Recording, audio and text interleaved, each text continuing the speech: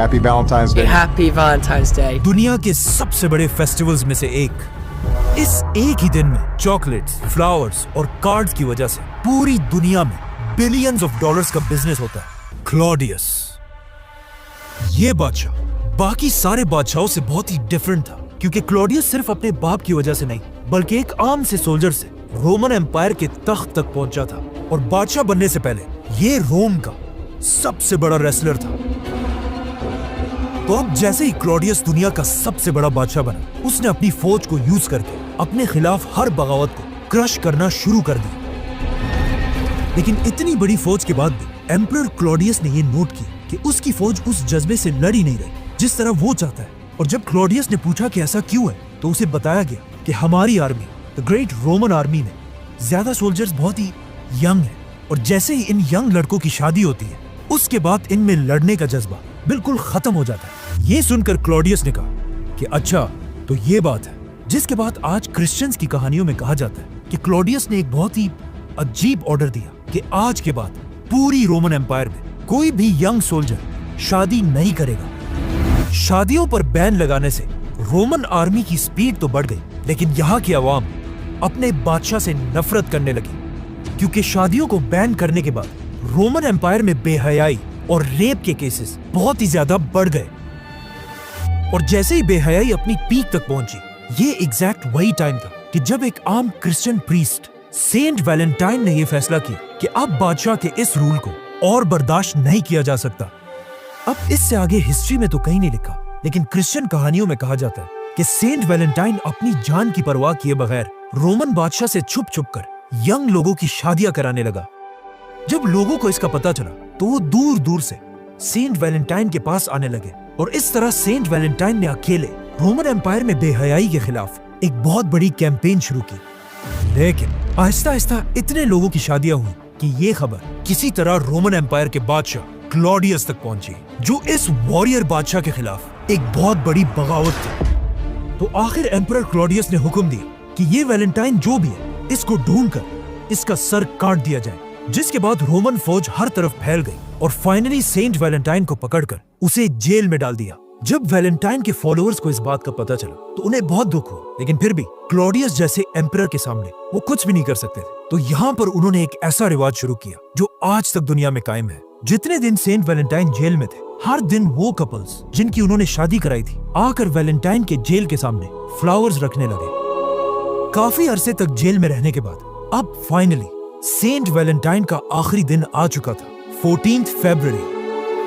अपनी मौत से एक ही रात पहले वैलेंटाइन ने एक लड़की के नाम अपना आखिरी खत लिखा, और पूरा खत लिखने के बाद इस लेटर के बिल्कुल आखिर में उसने एक ऐसी बात कही जो आज तक दुनिया में बोली जाती है, फ्रॉम योर वैलेंटाइन। जिसके अगले ही दिन 14 फरवरी को बहुत ही बेरहमी से सेंट वैलेंटाइन को मार दिया गया, और यहां से दुनिया में एक नया फेस्टिवल बना। 14 फरवरी उस जमाने की रोमन एम्पायर में 14 फरवरी कोई आम दिन नहीं था। ये एक ऐसा दिन था जब रोमन एम्पायर के सारे लोग एक जगह जमा होकर अपने इस खुदा को खुश करने के लिए एक बहुत बड़ा फेस्टिवल मनाते थे, जो कोई आम फेस्टिवल नहीं, बल्कि इस फेस्टिवल में रोमन एम्पायर के लोग बेहयाई के सारे लिमिट्स क्रॉस कर देते थे और ऐसी ऐसी बेशर्मी की हरकतें करते थे जिन्हें यहाँ एक्सप्लेन करना भी बहुत मुश्किल है। तो अब रोमन एम्पायर में 14 फरवरी एक बहुत बड़ी कंफ्यूजन थी। एक तरफ क्रिश्चियंस वैलेंटाइन डे मनाते थे, जिसमें लोगों को बेहयाई छोड़कर शादियों की तरफ आने पर मोटिवेट किया जाता था, और दूसरी तरफ रोमन्स जो उसी दिन एक बहुत ही बेशर्म फेस्टिवल मनाते थे। तो अब एक ही दिन दो फेस्टिवल्स मनाना बहुत बड़ी कंफ्यूजन थी। आहिस्ता आहिस्ता वक्त के साथ साथ रोमन एम्पायर का पुराना रिलीजन खत्म हो गया, और पूरे एम्पायर में सिर्फ एक ही रिलीजन रहा, क्रिश्चियनिटी। जिसके बाद क्रिश्चियन स्कॉलर्स ने मिलकर पुराने बेहयाई के फेस्टिवल को खत्म कर दिया, और पूरी एम्पायर में लोग 14 फरवरी को शादियों को सेलिब्रेट करने वाला वैलेंटाइन्स डे मनाने लगे।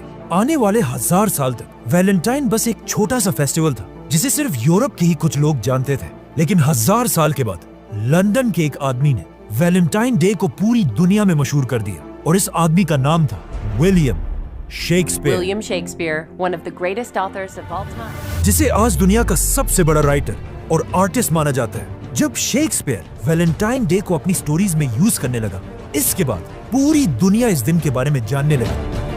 जिसके बाद हिस्ट्री के बड़े बड़े नाम वैलेंटाइंस डे को सेलिब्रेट करने लगे, जैसे कि नेपोलियन, क्वीन विक्टोरिया और Winston Churchill. We shall never surrender!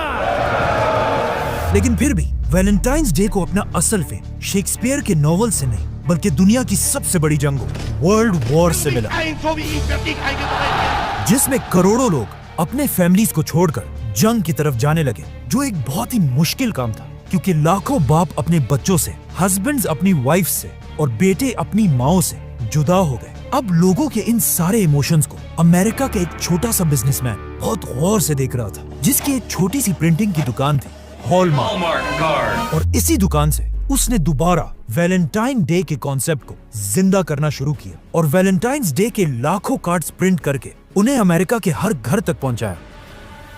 मतलब वर्ल्ड वॉर में वैलेंटाइन के इतने कार्ड्स छप चुके थे कि लोग सिर्फ अपनी फैमिलीज को नहीं बल्कि दुश्मनों को भी यही कार्ड्स भेजते थे, जो ऊपर से तो वैलेंटाइन के कार्ड्स थे, लेकिन उनके अंदर सिर्फ गालियां ही होती थी। जैसे ही जंग खत्म हुई, हॉलमार्क सिर्फ छोटे से दुकान से दुनिया की सबसे बड़ी कंपनीज में से बनी। लेकिन वर्ल्ड वॉर के बाद हॉलमार्क ने देखा कि लोग आहिस्ता आहिस्ता वैलेंटाइन मनाना भूल रहे हैं, जिसकी वजह से उनका बिजनेस बहुत तेजी से नीचे गिरने लगा। तो यहाँ से उन्होंने अपनी पूरी स्ट्रेटेजी को बदल दिया और एक बहुत ही खतरनाक नया प्लान बनाया, जिसे आज तक दुनिया में यूज किया जाता है, जिसमें हॉलमार्क न्यूज़पेपर, रेडियो और टीवी में सीधा औरतों को टारगेट करने लगा।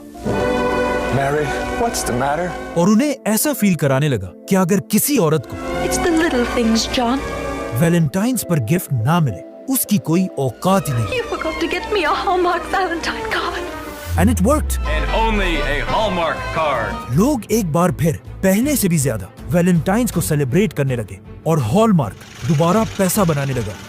ये देखकर बाकी कंपनीज ने भी पैसा बनाने के लिए हॉलमार्क को फॉलो किया। फॉर एग्जाम्पल कैडबरी, जिसने पहली बार हार्ट शेप चॉकलेट्स बनाए और ऐसी कैंपेन चलाई कि अब वैलेंटाइंस पर कार्ड के साथ साथ चॉकलेट्स देना भी लाजमी है। जिसके बाद गोल्ड, डायमंड और फ्लावर कंपनीज भी वैलेंटाइंस डे को यूज करने लगे और आज भी उसी स्ट्रेटेजी को सबसे ज्यादा सोशल मीडिया कंपनीज यूज करती हैं, जिससे वैलेंटाइन एक बहुत बड़ा फेस्टिवल तो बन चुका है। लेकिन ये बड़ी बड़ी कंपनीज वैलेंटाइंस के दिन लोगों पर इतना प्रेशर क्रिएट करती हैं कि कुछ लोग इसे बर्दाश्त ही नहीं कर पाते। Valentine's Day tragedy, the profile of an accused school shooter.